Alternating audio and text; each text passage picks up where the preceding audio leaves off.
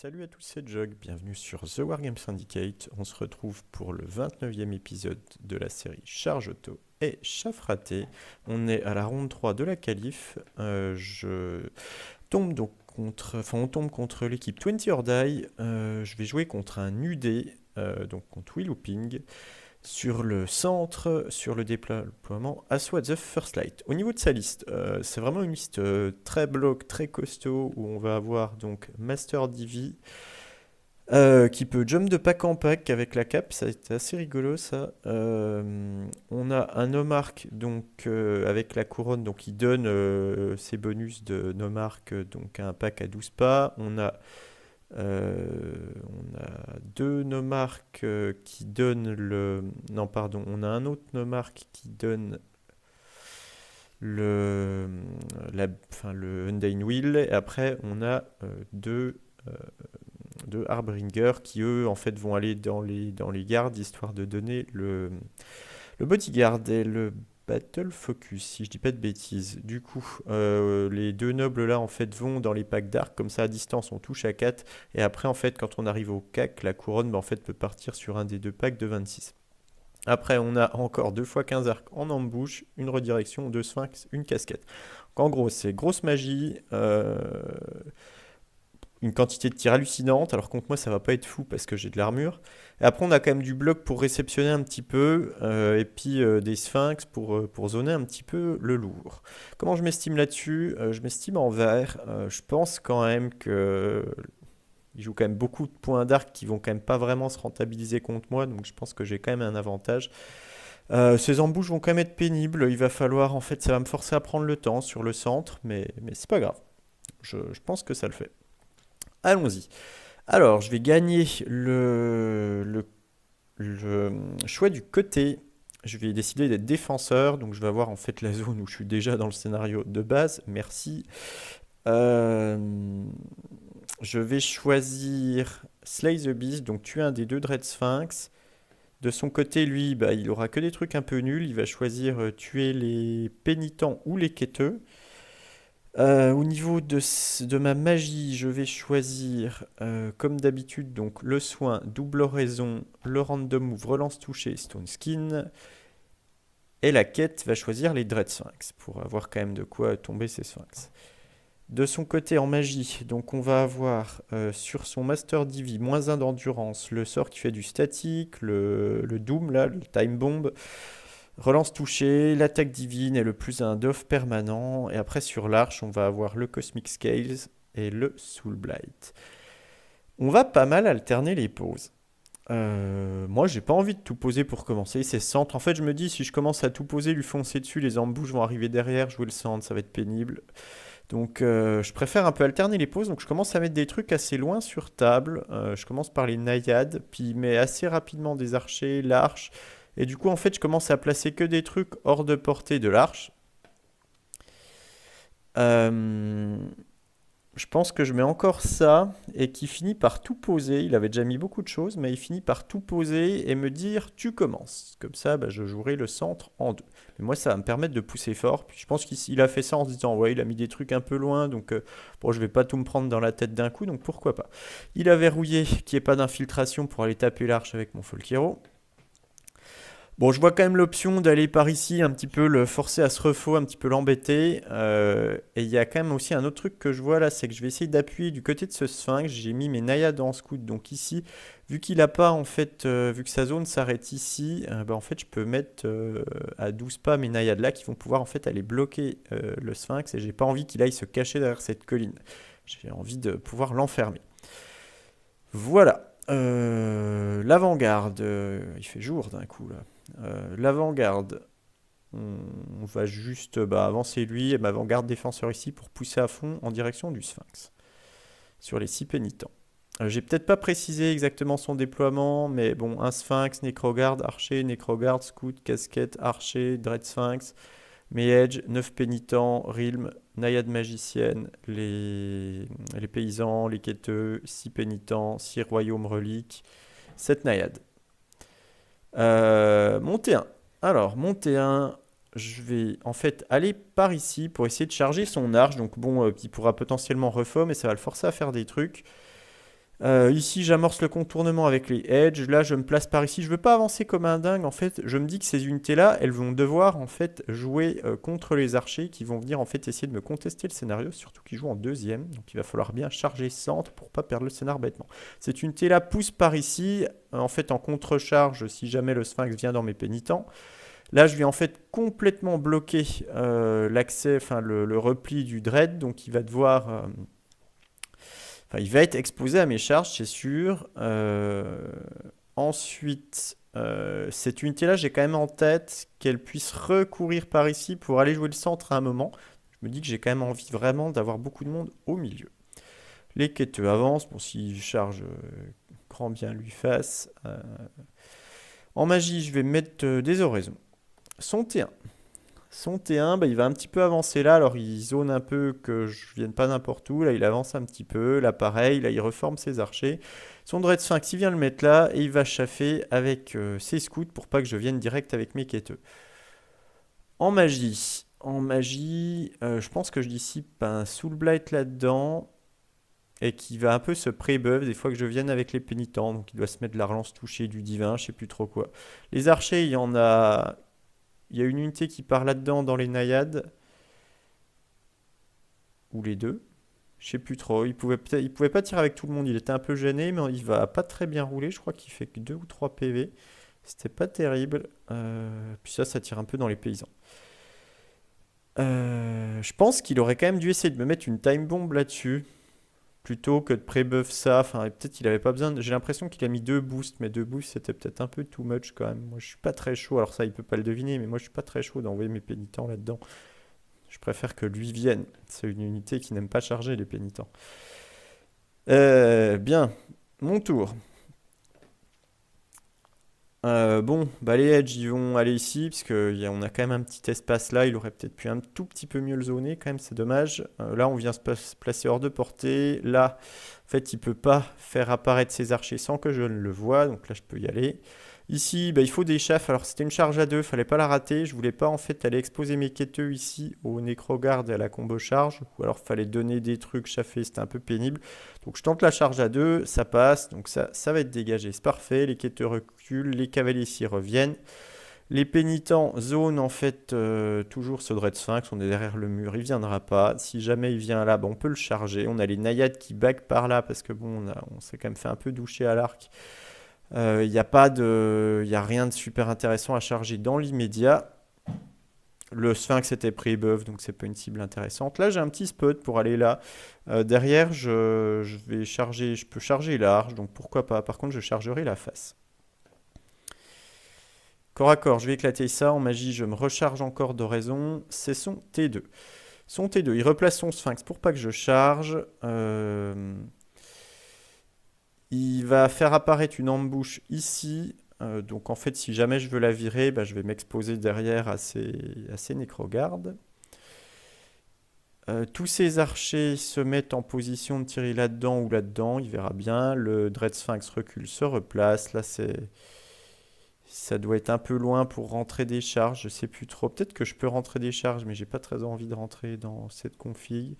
Je crois que je dissipe encore un Soul Blight et peut-être qu'il se pré-buff quelque part, je sais plus trop où. En fait, il a quand même peur que je vienne le charger, ça se comprend, hein, mais c'est vrai que moi, j'ai pas envie d'aller m'enquiller là-dedans direct.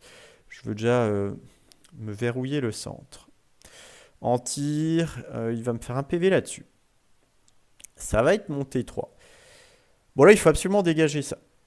On ne veut pas le laisser jouer le scénar. Donc en fait, j'ai deux options. La première, c'est de charger avec les deux et d'être sûr de le dégager. Et sinon, la deuxième, c'est de charger avec les 9 pénitents. Et je me dis, bon, si je roule un peu comme une daube, peut-être qu'il en reste un et que je vais me prendre ça de flanc, ça va être la catastrophe.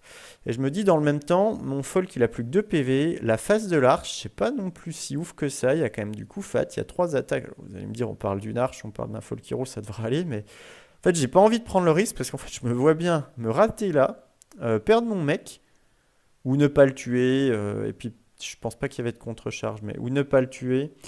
Et ici, je me vois bien rester bloqué et loose vraiment comme un blaireau parce que j'ai pas assuré sur ces archers. Donc, ce que je vais décider de faire, en fait, c'est d'aller chaffer ici. Comme ça, si jamais bah, ça ne dépop pas, bon, au moins il viendra de face, ça sera déjà ça. Parce que là, bah, je pouvais pas refaux. Si je me refaux pour être de flanc, bah, je me prends les autres, donc c'est nul. Comme ça, je peux dégager ça tranquillement. Le reste se met en arc de cercle pour que la vague d'archers suivante, on la ramasse. Les paysans se sont fait un peu doucher au tir en attendant. Et là, je viens chaffer. Bon, ok, on va perdre le folk, c'est un peu dommage. Il a plus que 2 PV. Les Edge s'infiltrent par ici. Là, il m'avait laissé la place, hein. C'est Light Troop, ça, il aurait peut-être dû le couvrir quand même. C'est un peu dommage. Et puis là, je reviens ici de flanc où je me dis, bon, bah, on va commencer à menacer des trucs. Là, je vais peut-être menacer le flanc de ça ou alors à nouveau le chausson. À noter que j'avais pas précisé, mais à la base, son master était dans ce pack. Il a jumpé. Puis en fait, quand lui était là, bah, en fait, il a rejumpé et il changeait à chaque fois pour en fait protéger son magicien. En magie, je vais me mettre, je crois que je vais pré-buff ça histoire de me dire je te dégomme. Je mets plus de doff pour les éclater, pour les toucher à deux. J'aurais pu mettre un soin là-dedans. Je crois que j'en ai mis un là peut-être pour récupérer le PV que j'avais perdu puisqu'il avait transformé ça en sable mouvant. Donc peut-être que j'ai remis du PV là-dedans. J'aurais sûrement dû le remettre là parce qu'en réalité avec ses attaques il est pas sûr de me tomber. J'ai quand même une 1 d'armure. Et puis si jamais il fuit, qu'il se retrouve par là, c'est pas mal quand même. Donc ça sûrement une petite erreur de ma part. J'aurais dû me le soigner. Après je me disais il peut me le gangbang mais en vrai lui il a pas envie d'envoyer 50 trucs. Donc il a envie de me ramasser avec une unité et puis c'est tout. Donc, voilà. Je vais les pulvériser. Donc, bon, bah, du coup, j'aurais pu m'en sortir juste en me reformant comme ça. Il n'y avait pas besoin de lui, mais ça, je peux pas le deviner à l'avance. J'ai préféré jouer safe. Son tour, bah, il va venir me ramasser. Là, il se retourne pour me tirer dessus. Là, il regarde si jamais je viens là-dedans. Là, il utilise sa bannière qui lui fait faire, qui lui donne une espèce de relentless. Là, ça s'appelle plus comme ça, mais en gros, il court très loin. Il sort de l'arc de vue des pénitents. Là, il se replace. Là aussi, il va tirer là-dedans. Et là, il fait apparaître ses archers un peu au milieu. Et là, c'est le T3. Et du coup, j'avais regardé pour mettre suffisamment de scoring. Moi, j'en ai 1, 2, 3, 4, 5. Je dis si jamais là, il vient, parce que là, il avait quand même la possibilité de charger avec ça. Mais derrière, je pouvais le ramasser, donc il était sûrement pas très chaud. Là, je suis hors arc de vue. Je dis si jamais il fait dégager ça, qui vient avec 3, bah, en fait, j'en veux quand même 4 de sûr. Donc, je veux prendre du primaire direct. Donc, je prends un point de primaire. En magie, il va se full boost. Je crois qu'il met le sort de statique là-dessus. Ça me va, j'ai pas très envie d'aller là-dedans. De toute façon, là, il doit se mettre relance touchée ou attaque divine, un des deux. Et je pense que je dissipe peut-être un soul blight. Non, non, ça me paraît bizarre. Je pense qu'il peut-être qu'il double buff ça peut-être. Non, je dois dissiper un spell. Il doit y avoir un spell là-dessus, un spell là-dessus. Au tir, il va continuer de me saucer ça. Il tire ici. Bon, je suis en 3 d'armure, ça va quand même. Peut-être que je les avais oraisonnés pour être sûr, parce que là, je vois que j'ai quand même une option. Je ne sais pas si vous le voyez depuis l'image, mais en fait, je peux charger l'arche, donc c'est quand même très fort. Là, il va me défoncer. Il va me défoncer. Il va me faire pile les 2 PV, donc peut-être un petit peu dommage de ne pas s'être soigné, parce qu'un petit soin, là, bah, ça fait que lui, il était par là. Il aurait sûrement, probablement, pas fait d'overrun. Peut-être que j'ai loupé une petite option. Peut-être un peu dommage. Montée 3, bah, je vais aller là et c'est magnifique parce qu'en fait je vais pouvoir irer là-dedans. Le mage est toujours ici, donc en fait j'ai une option pour aller taper le hiérophante. Donc les pénitents ici foncent à fond, là on va le ramasser, là on pourra charger à son tour, les naïades viennent loquer le Dread Sphinx. Je vais pas me faire des pop en une fois, en plus il a pas de boost cette fois-ci. Là, il faut venir déchaffer ça. On met naïade de flanc, quête de face, ça va dégager. Ça se reforme et ça se remet devant les mecs qui sont passés sur le côté. Là, on passe sur le côté aussi. Si jamais il vient de face, boum, on arrive de flanc. Ici, qu'est-ce qu'on fait? L'idée, je crois que c'était de dire on est à 9 du centre toujours. Et puis là, ça chaffe. Si jamais il court après, en fait, on a un truc de flanc. Puis on a aussi une option pour aller encore bloquer lui. Je crois que c'était ça que je voulais faire. En magie, je sais plus trop ce que je fais. J'ai pas grand chose à faire. Je crois des oraisons. Peut-être du pré-buff ici. Puis il y a un truc que je vois aussi, c'est que si jamais il me charge, en fait, il sera pas apporté vu que son mage sera probablement loqué. Bon, il y a une charge à 2, une irée à 2 rapide à ne pas rater. Au cac, je vais éclater ça. Là, je fais 3 PV, c'est pas mal. Alors, il me fait quelques PV aussi, mais du coup, je l'ai bien entamé. J'ai une irée, j'arrive là-dedans. C'est magnifique. On va pouvoir gérer le hiérophante. Euh, Lui, ben alors, ce qu'il va faire du coup, c'est qu'il se replace un petit peu. Là, il charge pas parce qu'il se dit que je vais venir le ramasser derrière. Il préfère que ça fasse du trafic, j'imagine. De toute façon, il aurait sûrement pas pris les points, j'aurais fui par là. Et là, il fait une refo pour être de face sur tout le monde. Et il avance son dread là, en contre-charge. En magie, il va essayer de le statique là-dessus que je vais dissiper. Moi, en fait, la priorité, c'est d'éclater ça, parce qu'une fois qu'il n'y a plus de magie, bah, en fait, c'est gagné. Et il va full boost ici, il va être en relance touchée divine, ce qui fait que, au cas qu'il va me les rincer toutes, je crois. Je crois qu'il me lave tout. Et au tir, là, il tire un peu là-dedans, ou là, je sais plus trop, mais c'est anecdotique, on s'en fiche. Au cas que je vais déblayer une bonne quinzaine de mecs en comptant le résultat de combat, je gagne encore un point de primaire. C'est mon tour. Je vais venir en fait finir le travail. Je mets des pénitents bien en face pour quand même mettre des attaques devant. Enfin, dedans, je veux dire, des fois qu'on dévisse. Euh, Et après, bah, je me replace. Ça sort de l'arc de vue. Ça, bah, vu qu'il les a pas d'échaffe, bah, on reste là. Peut-être qu'il fallait les d'échaffe quand même. Bon, il avait peur que je le gangbang avec tout derrière, mais bon. Là, on se remet devant. On prend une position pas mal où il vient. Tu te prends double flanc. C'est trop dur. Euh, Et puis voilà, en magie, peut-être que je pré-buff ça, je crois. Et je dois mettre de l'oraison comme 9 pour la terreur, pour être à 9 relances là-dessus, pour pas viander ça.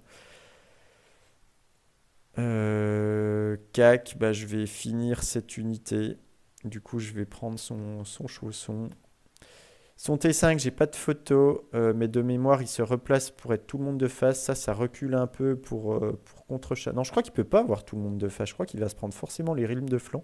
Du coup, ça se met en contre-charge là. Ça, j'ai lavé ça. Il va charger avec son dread mes edge. Il va me. Alors, je vais tenir. Il va choisir de pas me poursuivre, ce que j'ai trouvé un peu bizarre. Du coup, je vais réussir à me barrer de l'autre côté. Parce qu'en fait, il veut se laisser des contre-charges des fois que je vienne là-dedans. Et là, je pense qu'il a quand même fini par charger cette unité.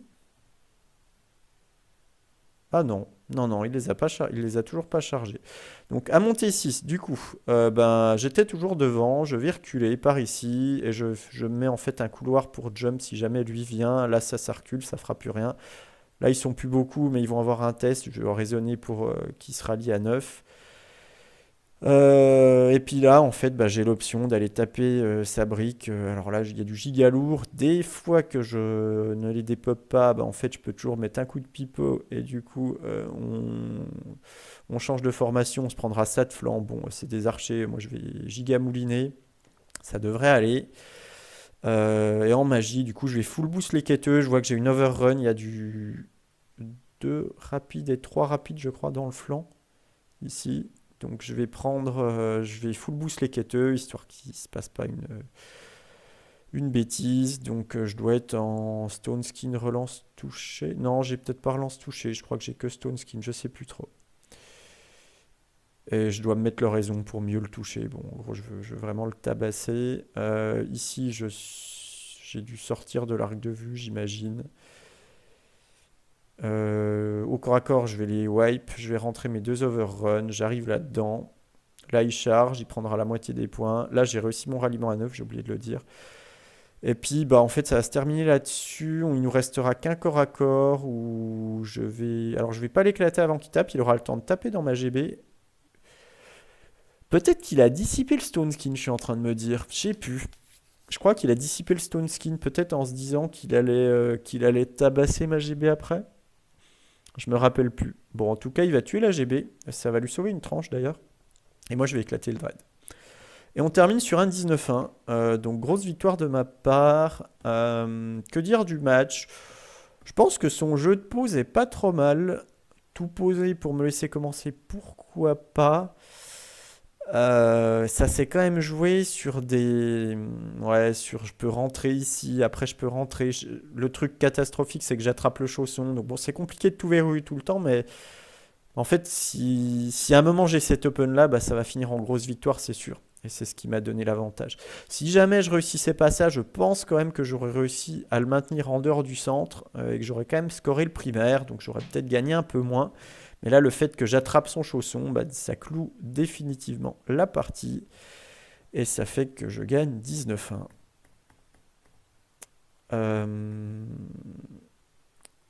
au niveau de la ronde, on va caper. On a tout le monde qui gagne, je crois, sauf Tom, du coup. Donc on fait encore bien le taf. On est pas mal, on conforte notre avance. Là, on sait que maintenant, il faut juste gérer. Et puis, ça devrait le faire pour gagner cette qualif. Allez, ça sera tout pour ce rapport de bataille. À plus sur la chaîne. Ciao tout le monde.